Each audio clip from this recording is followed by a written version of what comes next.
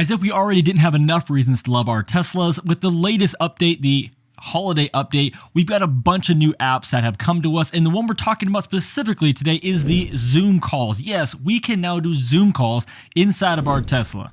And in this video, I'm going to do a complete walkthrough on how to do this, what to be aware of, and go through some examples. So let's get right into it. Okay, so let me show you what exactly Zoom is, how it's located on the screen, and some of the features. Then we're going to get into an actual call, and I'll show you how this all works. So first of all, let's talk about where to find Zoom. You can find Zoom by tapping your little three dots right here to get into your menu of all your different apps, and you can see it sitting right there. Now you can leave it in there, or you can take and drag it down into your dock, and you arrange your dock by pressing and holding and simply dragging it down here. So for now, we'll put it down here in our dock. You can see we've got 5 different options down here that we have. So press that X. So now we have Zoom down there. Now to launch a Zoom call, there's a couple ways that we can do this. First of all, we can simply tap Zoom, open up the app. We can then sign in, and when you're signed in, it'll look like this. So you can start a new meeting or join a new meeting. And if you're gonna start a new meeting, you do just simply by pressing start. Now you do need to be on Wi-Fi, or you need to be on the Premier data plan if you're gonna be out and about. Now, a couple rules about that. You have to have the car in park in order to use the video part of the Zoom call. However, you can still be on a Zoom call if you're driving. It'll just turn off the video and you'll be able to use the audio, which I think is pretty awesome. So if you're in a parking lot and the video is running long, then you can just simply pull out, put it in drive, the video will turn off, but you'll still be on the call and it'll show it right here. Now let's talk a little bit about these options over here on the left side. So when you start a meeting, your video and your microphone are going to be muted. So you're going to need to go on and tap those to turn them back on again. Now, obviously, you don't have to use the video. You can keep that off and still talk. But if you tap it, it'll turn on.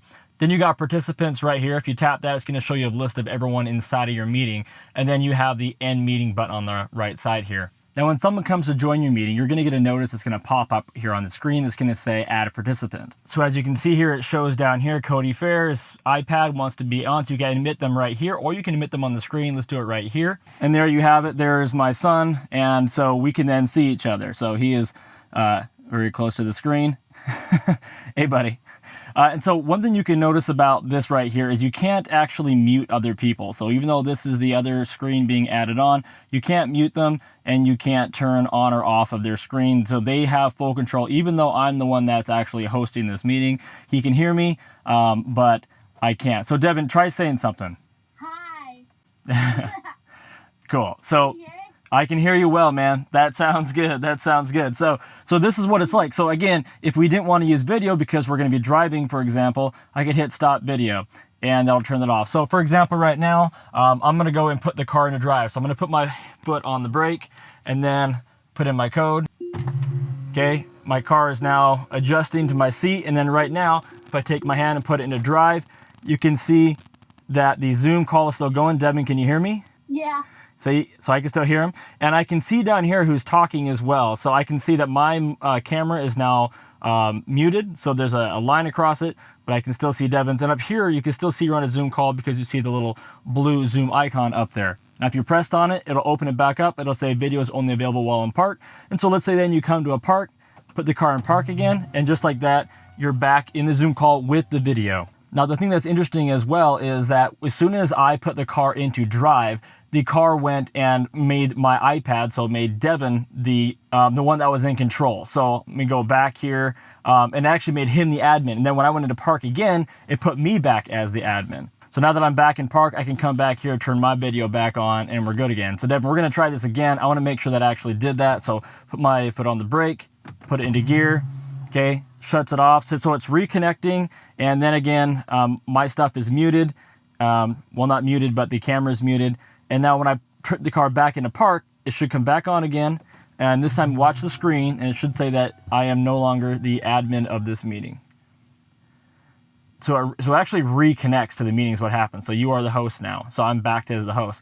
So that's what's going on, is you actually kind of just remain a part of the meeting, but you have to actually reconnect when you put the car into drive. So depending on your data speed, that may take a few minutes. You may have to kind of warn somebody before you actually get into it, but that's basically how it ends. And then to end the meeting, to end the call, you're just going to tap end. Okay, Devin, I'm going to end the call and you can close my iPad. So I just hit end call, and then it's all shut down. Now, the next way you can launch a meeting is through your upcoming meeting schedule. So if I go into the Zoom app, and there's a lot of ways to create Zoom meetings, but let's go in here and we're going to create a new one. I'm going to hit save.